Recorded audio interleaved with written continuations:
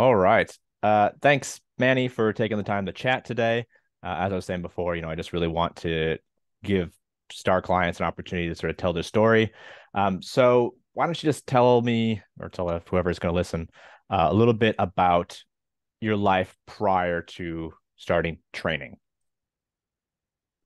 Um, right. How much of my life do I want to talk about? as much as you want, I sorry, as much as you as want. much as I want. Well, I guess I think I've been I've been fairly involved in sport and fitness for as long as I can remember. So I used to play as growing up. I used to play badminton at a fairly high level. So that was a lot of on-court training and a lot of strength and conditioning training as I got into my teens. Hmm. Um, and once I stopped playing that in university, I was still quite active, walking around and just ensuring that I was doing something, whether it was walks or playing sport with friends. And so I've enjoyed that aspect of my life, and it is a huge part of my life. And then around 2019, I moved over to Australia with my then fiance, now wife. And I think these last few years have involved a lot of changes. So, we've got married, we moved, across the world, had to, set up our work life and all the things that come with adulting, I guess, in your late 20s and 30s. And I think that's kind of taken away the time and opportunity from being active or at least I'm not being able to prioritize it as easily, I guess. And the last couple of years I've had some injuries that flared up as a result of playing sport. And so all in all, I think that's kind of dropped um, my activity levels in the last 4 years, COVID aside. And so I think when I came to you and when we met or when we started kind of, what is it now, 6, 7 months ago, I guess, um, Yep. the hope was very much to get back into a routine, get involved in a process. And I can say that now, but I remember at the time when I came to you, it was very much, I'm putting on a lot of weight. This needs to stop. It was very specific. I'm having issues around body image and whatnot. And so I think that was the aim, and the hope was that in some respects, I'd get back to the routine that I was familiar with, which was being a bit more active and having structure around activity. Yeah, nice. And so you mentioned a few injuries. Do you want to tell us a little bit about what those injuries are? Yeah, I think it's a kind of a hazard of playing sport. You get injured. I had injuries to both my knees. So one was a meniscus tear, and the other one was just cartilage that had worn down. So I had to get two surgeries done within the span of 6 months, and so that happened about I think a year and a half ago. The first surgery took place a year and a half ago, and then 6 months later I had the second one. And so yeah, that with surgeries, I guess, or recovery in general, it takes time, Yeah. and it's hard because you do the surgery because you want to feel like you're less in pain and you want to increase your likelihood of being able to get back on your feet. But there's also a lot of just sitting around and doing physio and trying to maximize the effects of the surgery in the best possible way. And so yeah, there's this dissonance of I really want to start doing something now and I can't do something now. And all the while, Yeah. your body metabolism is slowing down and it's yeah. Yeah, it's a bit rough, but it's something that I think needs to be done sometimes. So, I mean, you've had an athletic background, you're a very active, busy professional, you've had knee problems and surgeries. So, how are things now, and what sort of changed since you started working with me and since you started putting a routine together again? Um, so where I'm at now is I'm in the gym 5 times a week. Um, and that sounds like a lot, but every day has a slightly different, you know, feel to it. So, strength and conditioning maybe is 3 times a week, and those sessions go on for 40 to 50 minutes. I try and do as much as I can based on the plans you put together. And then I also have my physio that I still need to keep up with because I'm still making progress with post the second surgery, and that's going to continue on for a while. And then a couple of other days. it's about just getting some cardio in, low impact cardio. So I enjoy the cross trainer, the elliptical. Um, and in general, though, trying to be mindful about, how much I'm walking, getting my steps up, um, trying to, yeah, just take breaks between work and between what I'm doing, and just get off the chair and walk around for a bit. So I think changed is the accountability. So, the thing of, you measure what you value and you value what you measure. I think certainly has become a lot more at the forefront of my thinking. It had been previously in some aspects, but I think working with you, it's been a lot more holistic. It's been challenging, as I'm sure you'll attest to in terms of my keeping record with food. Um, but I think that's what's really changed for me. So it's 5 days a week, Great. doing some sort of prescribed activity, but then being mindful of general activity levels and what I'm eating. Yeah, Yeah, and that's, I mean, that is holism. That's looking at the broader picture of your lifestyle and your general health as well, as opposed to, just one aspect, just lose weight, just get strong, that kind of stuff. Because we have to look at, steps, we have to look at general activity, we have to make sure that we're keeping on top of your food because it all feeds together. And with the knee stuff and the physio, like we have to account for that time, and we have to make sure that there is also accountability around the physio exercises. And like we've discussed this before, like you've made big improvements in your ability to use your knees in things like the leg extension as one of your physio exercises over the last few months. And then that's feeding into being able to do things like trap bar deadlifts and whatnot. And it's great to absolutely. see. It's great to see that progress. It's great to see that, that accountability really works for you. So another question then, we've got a lot of stuff going on with your programming. What is your favorite part of the process?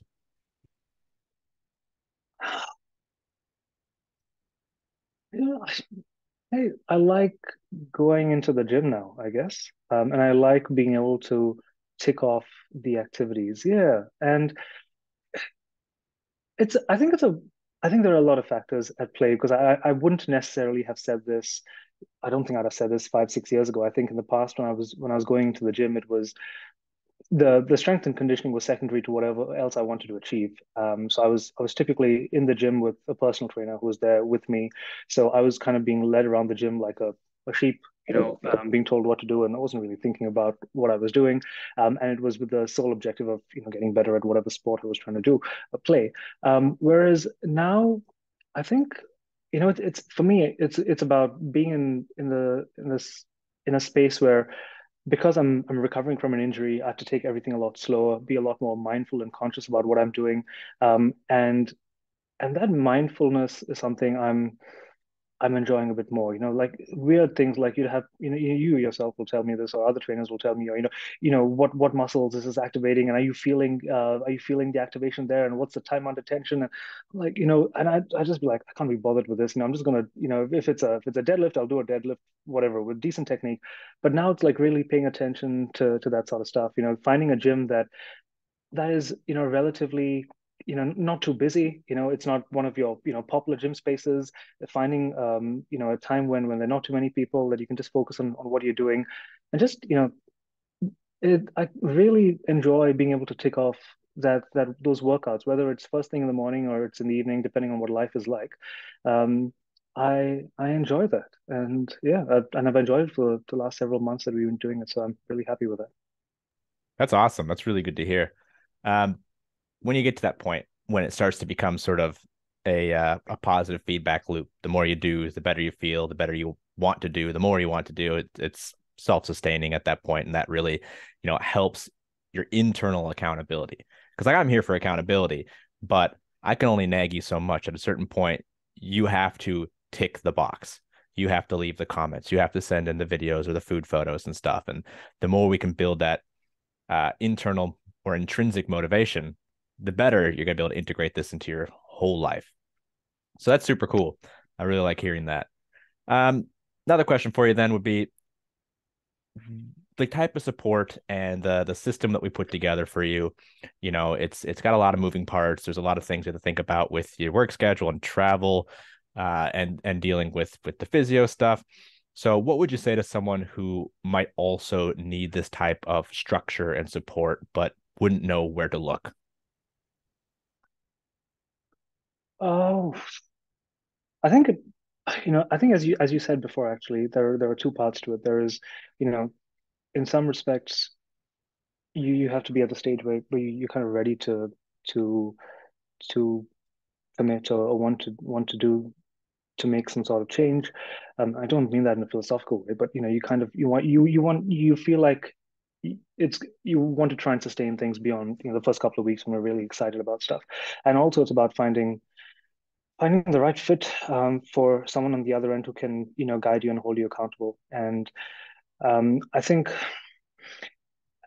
and again, this is purely from my experience. As I've got older, I realized that I prefer the carrot and not the stick approach when it comes to having someone on the other end. I it's if someone's going to tell me about why did you miss 2 sessions this week? That's unacceptable. You'll never hit your goals, and you need to be more committed. But yeah, well, life gets in the way, and you're doing the best you can. So I what I look for is or what I would say to someone is see what you value in the person who you're going to work with. Do you enjoy, and be explicit on what helps work for you. So do you like the carrot? Do you like the stick? Do you um, do you value someone who is an expert in what they do, but maybe it doesn't have the well-rounded personality perhaps, or the niceties around on training? Or do you want someone who's a really empathetic, great communicator, but isn't necessarily on top of, or isn't, or the kind of training aspect is secondary to their support of being there for you.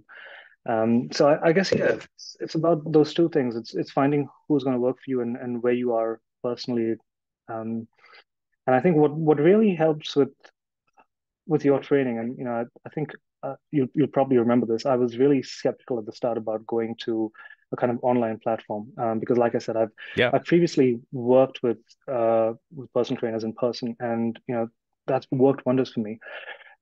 And I think what I really appreciate about what you offer is, I mean, obviously you're incredibly knowledgeable, and that comes through very clearly in the way you kind of, right from the outset, you define what you should be thinking about in the workout, whether it's concepts like rest and reserve, and working on progressions through the weeks, keeping the exercises the same, or having a qualitative score about how you're feeling at the end of each session. I mean, these are really, you know seemingly basic concepts, but not something that a lot of people might actually factor into their training. So there's that aspect, and there's also the regular communication that you maintain. So the messages after a workout has been updated, or a meal plan has been updated, or even the weekly check-ins. I think just having, I've been really impressed with the kind of the tech side of support that you provide. So you'll the kind of video notes at the start of every week, reviewing the past week,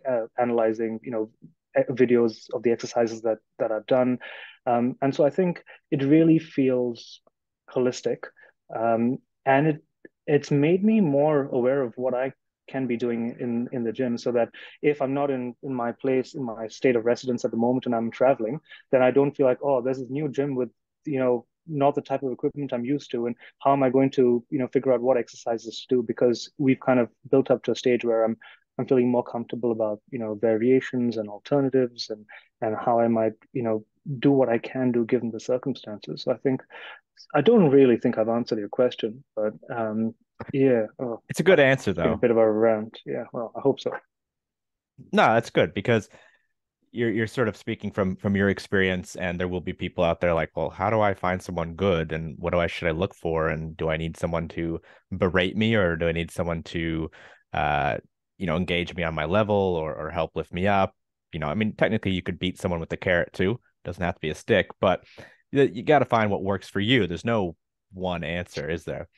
And it's really great what you said about the technology side of stuff, because the reason that I went to an online platform as well is there's always this issue where if someone comes in for a session, you see them once a week, and then you hope they do all the important things on the other 6 days and 23 hours.